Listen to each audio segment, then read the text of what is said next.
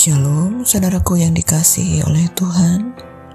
Senang rasanya kita boleh berjumpa kembali pada hari ini, Kamis 12 Mei 2022. Kita bersyukur kepada Tuhan karena anugerah dan kasih-Nya kita masih boleh menikmati setiap pemberian daripada Tuhan. Nah saudaraku, pada hari ini saya bersyukur karena bisa menyapa saudara dan boleh menyampaikan perenungan firman Tuhan pada hari ini. Nah saudaraku, mari kita persiapkan hati kita untuk mendengarkan firman Tuhan. Kita satukan hati dan kita berdoa. Bapa kami yang di surga, sungguh kami bersyukur pada hari ini kami datang kepada Tuhan dengan segenap hati kami untuk dapat menyenangkan. Ya Bapa, kalau saat ini kami rindu mendengar firman-Mu, urapi kami, penuhi kami, ajar kami, sehingga firman Tuhan yang membentuk, firman Tuhan yang memberikan kami kekuatan, bahkan firman Tuhan yang menolong kami untuk semakin mengerti rencana Tuhan di dalam hidup kami. Ya Bapa, inilah doa kami, seruan kami, penuhi kami dimanapun saat ini kami berada dengan kasih setia-Mu. Hanya di dalam nama Tuhan Yesus kami berdoa. Amin. Nah saudaraku, kita akan membuka kitab kita bersama-sama pada hari ini, Mazmur 24 ayat 1 sampai dengan 10. Firman Tuhan kita pada hari ini yang berjudul adalah Ia Raja Kemuliaan, Datanglah. Mari kita membaca. Saya akan membacakannya buat saudaraku. Mazmur Daud. Tuhanlah yang empunya bumi serta segala isinya, dan dunia serta yang diam di dalamnya. Sebab Dialah yang mendasarkannya di atas lautan dan menegakkannya di atas sungai-sungai. Siapakah yang boleh naik ke atas gunung Tuhan? Siapakah yang boleh berdiri di tempatnya yang kudus? Orang yang bersih tangannya dan murni hatinya, yang tidak menyerahkan dirinya kepada penipuan, dan yang tidak bersumpah palsu. Dialah yang akan menerima berkat dari Tuhan, dan keadilan dari Allah yang menyelamatkan dia. Itulah angkatan orang-orang yang menanyakan dia, yang mencari wajah-Mu, ya Allah Yakub. Angkatlah kepalamu, hai pintu-pintu gerbang, dan terangkatlah kamu, hai pintu-pintu yang berabad-abad, supaya masuk Raja Kemuliaan. Siapakah itu Raja Kemuliaan? Tuhan jaya dan perkasa, Tuhan perkasa dalam peperangan. Angkatlah kepalamu, hai pintu-pintu gerbang, dan terangkatlah kamu, hai pintu-pintu yang berabad-abad, supaya masuk Raja Kemuliaan. Siapakah dia itu Raja Kemuliaan? Tuhan semesta alam, Dialah Raja Kemuliaan. Amin. Saudaraku, tujuan Tuhan menciptakan alam kepada manusia adalah agar manusia dapat menjaga keseimbangan dan integritas alam ciptaannya.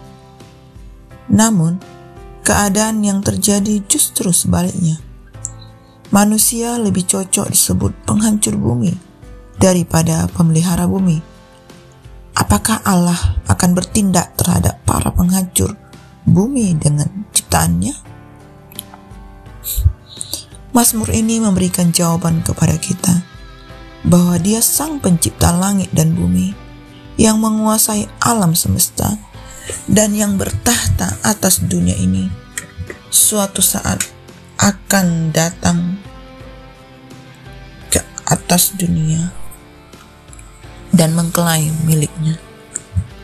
Maka celakalah mereka yang tidak layak bila saatnya tiba. Siapakah yang layak menghampiri gunungnya yang kudus, berdiri di hadapan tahta kudusnya? Hanya mereka yang menjaga diri dari kenajisan hidup, yang bersih dan integritas hidup dirinya yang utuh, serta selalu mencari dan melakukan apa yang berkenan kepada Tuhan, yang akan menerima berkat Tuhan dan keselamatan daripadanya. Dia akan datang, dan sungguh kedatangannya akan membuat kubu-kubu yang tertutup dengan rapat menjadi terbuka. Tiada yang dapat bertahan di hadapan Raja kemuliaan. Tidak ada satupun pintu yang tinggal tertutup dapat bertahan di hadapan pemilik alam semesta. Mazmur 24 menyatakan bahwa Tuhan adalah Raja yang bertahta di atas segalanya.